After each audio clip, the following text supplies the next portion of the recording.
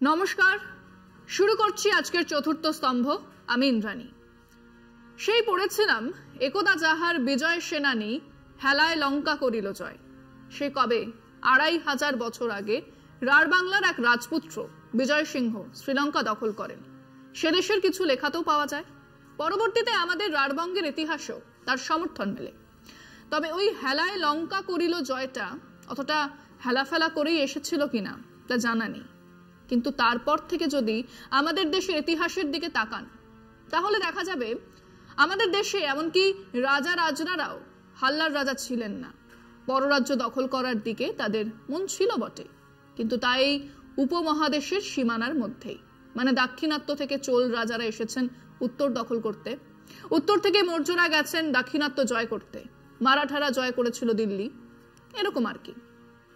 এসব বাদ দিলে চেঙ্গিস, তৈমুর বা গ্রিসের আলেকজান্ডার বা আরো অনেক ইউরোপীয় রাজা রাজরাদের সম্রাটদের মতো ভারতবর্ষের রাজা মহারাজা বা সম্রাটেরা এই উপমহাদেশের বাইরে রাজ্য দখলের জন্য যাননি। বরং আমাদের ইতিহাস ছিল সাংস্কৃতিক আদান প্রদানের। সে বিরাট ইতিহাস। দলে দলে পরিব্রাজক আমাদের দেশে এসেছেন, হিউয়েন সাং থেকে, ইবন বতুতা থেকে, ট্রাভেরনিয়ার থেকে আল বেরুনি। আর আমাদের দেশ থেকেও পণ্ডিত জ্ঞানীরা কোথায় কোথায় গেছেন তার ঠিক নেই। সেই জামানায় দুর্গম তিব্বতে চলে গেলেন অতীশ দীপঙ্কর, বুদ্ধের শিষ্য কাশ্যপ মাতঙ্গ আর ধর্মরত্ন চলে গেলেন চীন দেশে ধর্ম প্রচারের জন্য। আমাদের দেশ থেকে প্রায় মুছে গেল বৌদ্ধ ধর্ম, কিন্তু থেকে গেল চীনে, জাপানে। সে কবে থেকে পঞ্চশীল নীতির কথা বলে আসছে ভারতবর্ষ। নেহেরু এই পঞ্চশীল নীতির কথাই বলেছিলেন। এক শান্তিপূর্ণ সহাবস্থানের কথা তিনি বলেছিলেন। ভারতবর্ষের বিদেশ নীতি তার উপর দাঁড়িয়েছিল। তাতে যে 5টা কথা বলা হয়েছিল তা হলো: 1.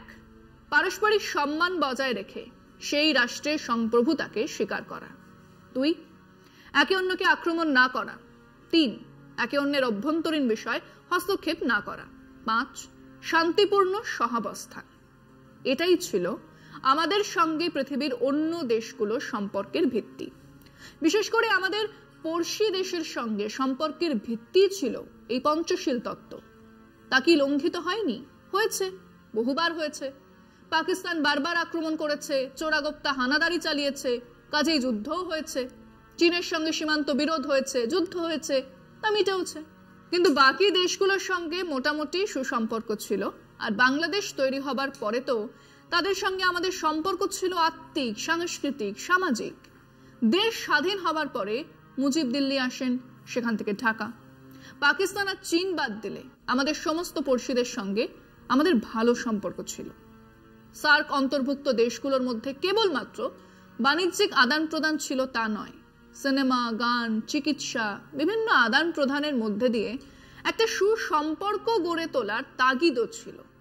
কিন্তু এর মধ্যে আমাদের দেশের রাজনীতিতে এক মহামানবের আবির্ভাব হলো। 2014 থেকে এই 10 বছরে দেশের খোলনলচে বদলে দেবার ব্যবস্থা করে ছেড়েছেন আমাদের দেশের এই নেতা নরেন্দ্র ভাই দামোদর দাস মোদী।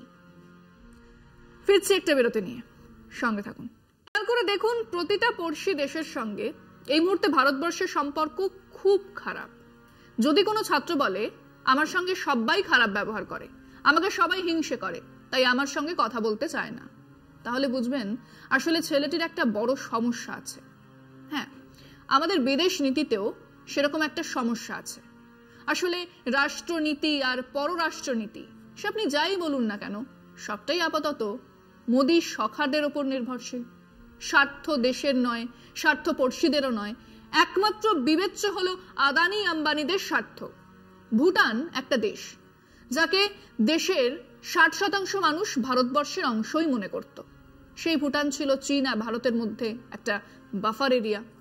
সেই ভুটান এখন ভারত বিরোধী।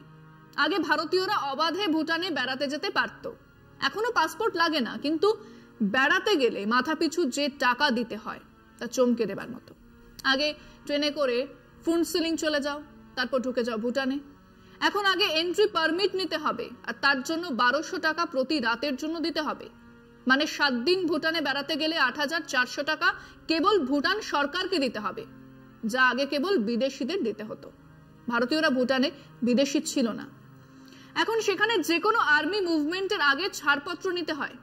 কাজেই ওই ভুটানে ডেরা বাঁধা উগ্রপন্থীদের অস্ত্র শস্ত্র প্রশিক্ষণ শিবির অনায়াসেই চলছে। আর তার উপরেই চীন রাস্তা তৈরি করছে, যা আগে হতো না। নেপালের লিপুলেখ অঞ্চলের ম্যাপ নিয়ে জটিলতা কাটেনি। নেপাল সেই অঞ্চলকে নিজেদের বলে দাবি করেছে। গোটা নেপাল জুড়ে আগে 100 টাকার ভারতীয় নোট অনায়াসে চলতো, এখন তার দাম কমেছে। আর নেপাল জুড়ে ভারত বিরোধিতা চোখে পড়ার মতন। ওদেশের রাজনৈতিক দলগুলোর বেশিরভাগই মনে করে ভারত অযথাই তাদের দেশের অভ্যন্তরীণ বিষয় নাক গলাচ্ছে এবং গলানোর চেষ্টা করছে। মালদ্বীপ তো এখন প্রায় শত্রু রাষ্ট্র, সেখানেও তীব্র ভারত বিরোধিতাকে সম্বল করে যেতে এসেছেন বর্তমান শাসক এবং নেতা মোহাম্মদ মুইজ্জু। শ্রীলঙ্কাতে জনতা বিমুক্তি পেরুমুনা মার্ক্সবাদে বিশ্বাসী।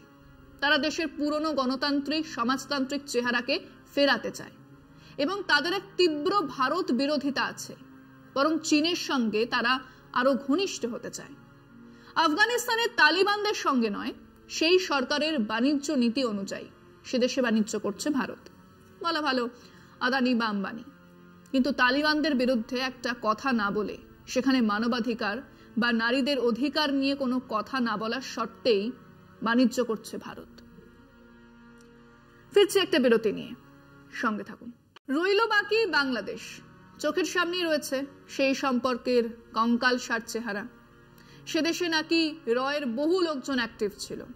মজার কথা হচ্ছে, তারা বুঝতেও পারেননি যে তাদের পেয়ারের বেগম হাসিনাকে উৎখাত করার পরিকল্পনা নিয়ে ছাত্র আন্দোলন শুরু হয়েছে। না, তারা জানতেনও না। হাসিনা দেশ ছাড়ার পরে তারাও দেশ ছেড়েছেন। আমাদের দেশে যার নামে ওয়ারেন্ট জারি আছে, সেই জৈশে মোহাম্মদের মাথা মাসুদ আজহারকে কেন পাকিস্তান আশ্রয় দিয়েছে, এই কথা বলার সময় আমাদের মাথায় এখন তো থাকবে শেখ হাসিনার কথা। তিনিও বাংলাদেশের আইন অনুযায়ী অপরাধী, তাকে এদেশে আশ্রয় দেওয়া হয়েছে, আর তা নিয়ে কোনো ব্যাখ্যাই নেই। তিনি এদেশে বসেই তার দলের সভায় ভার্চুয়াল বৈঠকে হাজিরা দিচ্ছেন। কাজেই ঢাকা দিল্লি সম্পর্ক খুব তাড়াতাড়ি ভালো হবার তো কোনো কারণ দেখছি না। ওদিকে আদানি সে প্রিমিয়াম দরে বিদ্যুৎ বিক্রি করার চুক্তি করেছিল শেখ হাসিনার সময়, যা মানতে বাধ্য নয় এখনকার সরকার। এদিকে আদানির পেছনে আছেন মোদিজি। কাজেই বাণিজ্যিক দিক থেকেও আদানির বিদ্যুৎ আর আম্বানির গ্যাস বাংলাদেশের মানুষ আর সরকার মেনে নেবে না, সেখানেও সমস্যা। বাকি রইল চীন। তারা তো আমাদের দেশের ইলেকট্রনিক্স আর খেলনা বাজারে সিংহভাগ দখল নিয়েছে। আমাদের উত্তর সীমানা বরাবর বিরাট রাস্তা তৈরি করছে।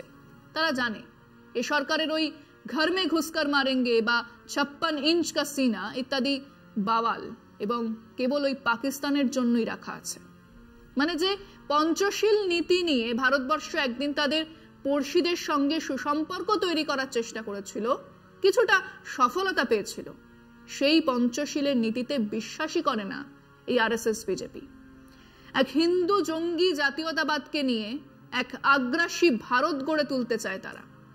কাজেই মোদিজি ইউক্রেন কা ওয়ার রুকওয়া দিয়া পাপা এখন খোরাক, হাসি আর তাচ্ছিল্যের বিষয়। মোদিজি শেখ হাসিনাকে আশ্রয় দিয়েছেন তার সখা আদানি আম্বানির কথা ভেবেই, কিন্তু তাকে পুনর্বহাল করা তার সাধ্যের বাইরে। কাজেই আরএসএস বিজেপির তীব্র হিন্দু জঙ্গি জাতীয়তাবাদের এক কাউন্টার ন্যারেটিভ গড়ে উঠেছে বাংলাদেশে, যার তাপ উত্তাপ সইতে হচ্ছে সেখানকার সংখ্যালঘু হিন্দু বৌদ্ধদের।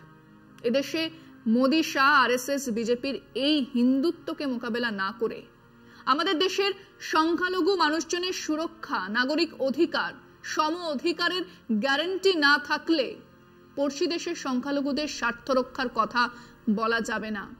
কারণ আমাদের দেশের হিন্দু মৌলবাদীদের মতো সেদেশেও মুসলিম মৌলবাদীরা সেন্টার স্টেজ দখল নিচ্ছে।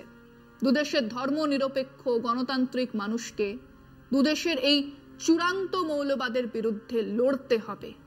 দুদেশের গণতান্ত্রিক কাঠামোকে আবার বাঁচিয়ে তোলার সেটাই একমাত্র উপায়। আজ এখানেই শেষ করছি। শুভরাত্রি।